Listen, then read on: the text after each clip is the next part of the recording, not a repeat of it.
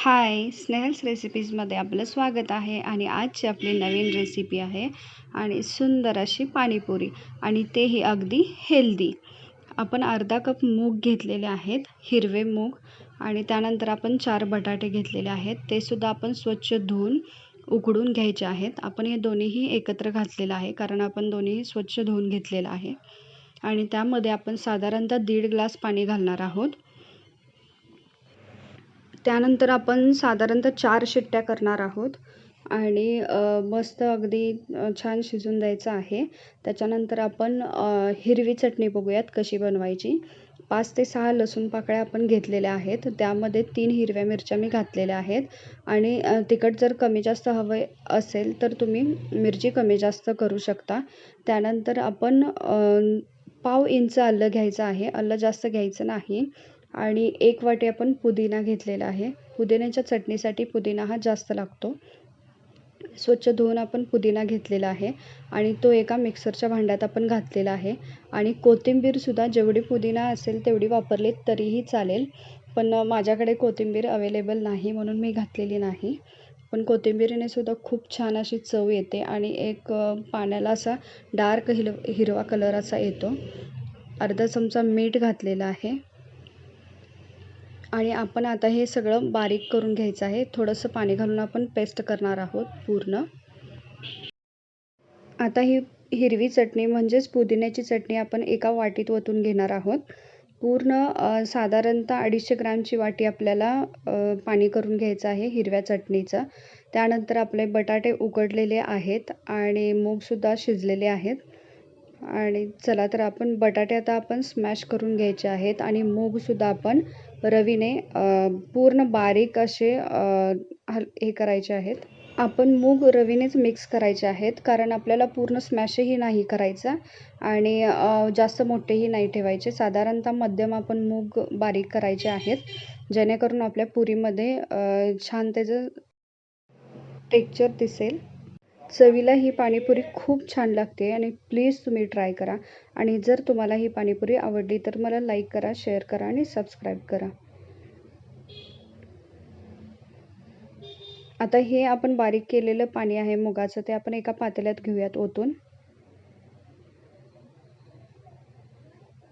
साधारणतः 1 ग्लास पाणी घालून आपण हे मूग बारीक केलेले आहेत रवीने.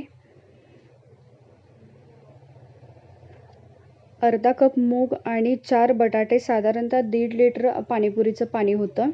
आणि आपण हे बटाटा स्मॅश करून घेतलेला आहे तो आपण त्या पाण्यामध्ये मिक्स करूयात.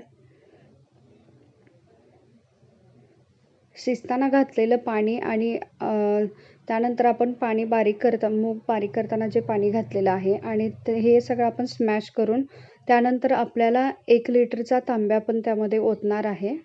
एकसारखं व्यवस्थित मिक्स करून घ्यायचं आहे.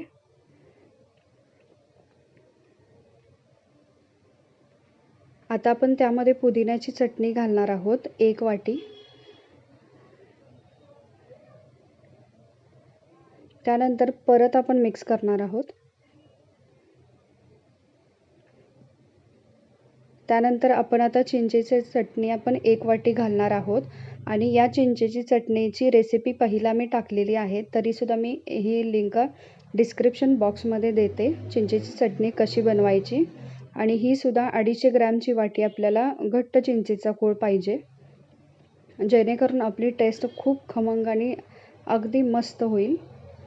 2 ते 2.5 चमचे आपण चाट मसाला घातलेला आहे.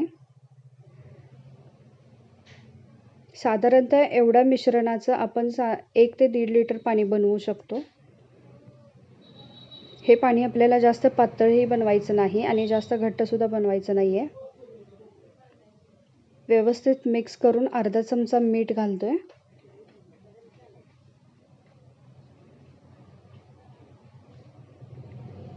थोडासा पाव चमचा आपण 1 लिटर पाणी घालणार आहोत.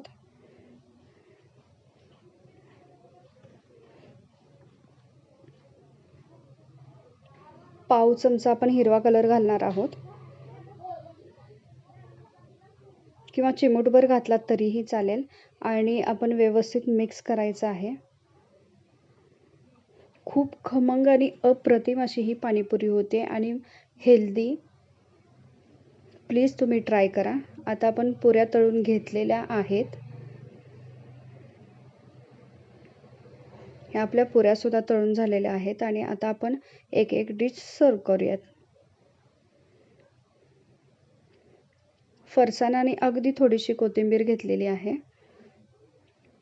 पुऱ्या फोडून आता आपण पहिल्यांदा त्यामध्ये आपण फरसाणा घालणार आहोत खाली.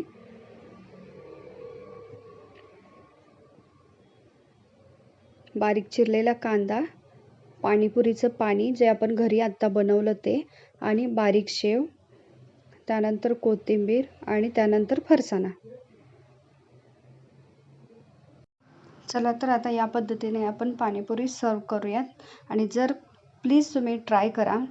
जर तुम्हाला आवडली तर मला लाईक करा, शेअर करा आणि सबस्क्राईब करा आणि कमेंट करायला सुद्धा विसरू नका. प्लीज प्लीज प्लीज ट्राय करा. थँक्यू.